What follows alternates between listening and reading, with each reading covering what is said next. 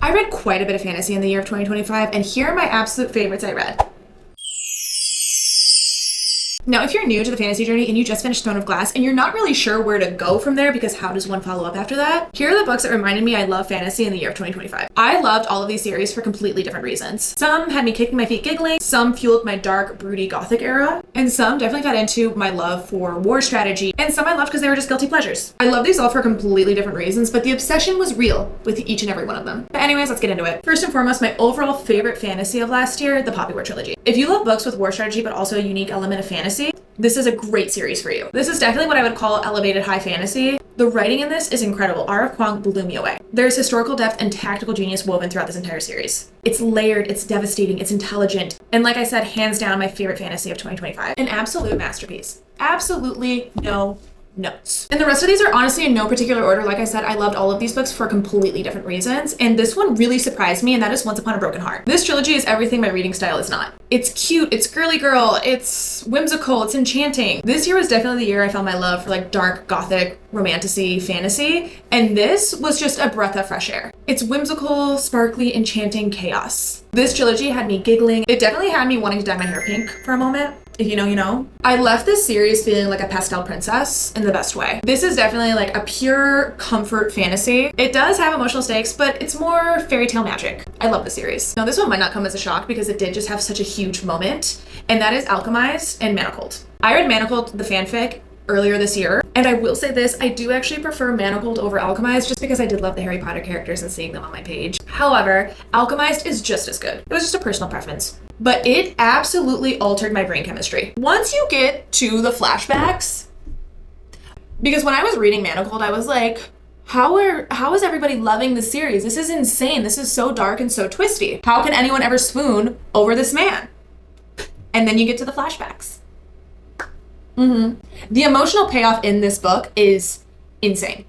In the best way. Absolute god tier status. Now, if you've been following me for a while, this shouldn't be a shock to you because I am so obsessed with this series, and that is the Eatingwood series. Now, technically I read this in 2024, however, Eldritch came out in 2025, and this was already one of my favorite books I'd read, and then this launched the series into god tier status for me. Yeah.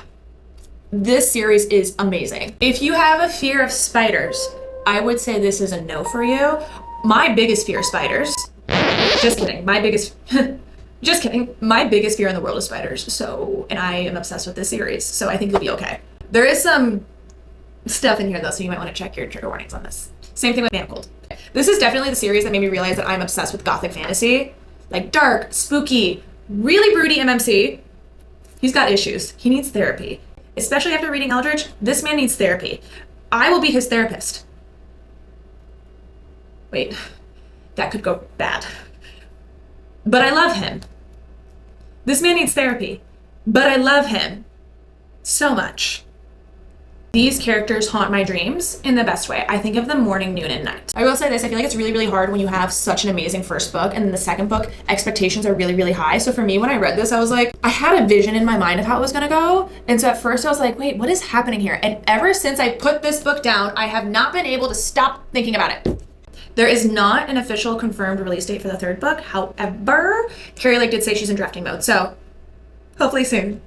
So I can try and get some sleep again because I cannot stop thinking about Zavander and Mavis and Cidibros, unfortunately. Next, we have the Hierarchy series by James Islington. Now look, the reasons why I love this series is this is high fantasy. It's definitely got a sprinkle of sci-fi in it, so it's not like strictly fantasy. I don't even know how that, like, where that line is, but high fantasy, deeply intricate world building, especially in the second book. You have to pay attention in this series. Lineage, politics, magic systems. Yes, systems. All of it matters. You can't just casually read it at night. You need to be word by word paying attention to it. And as a dyslexic person, you can see I may have had a struggle, but I still am obsessed with it. If book 1 was high fantasy, book 2 was expert level, like Olympic gold fantasy level. And the saddest part is that the next installment is probably not going to be until late 2027.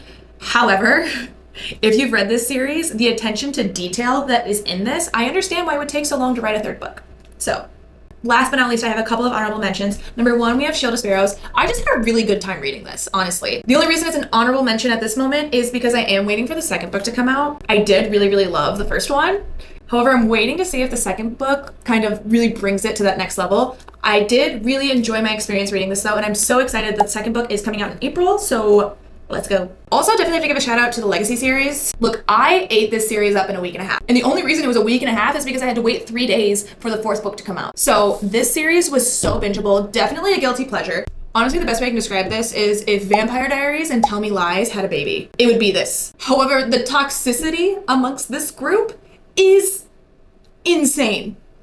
In the best way. It's like a car crash you can't stop watching. Definitely a guilty pleasure. I will say the fourth book, I was satisfied with the fourth book. However, I just, in my mind, I was thinking it was going to go in a completely different direction. So, but the third book, yeah, that book was amazing. Those are my favorite fantasy of 2025. I'm so excited because I'm finally out of my fantasy slump and I started Red Rising.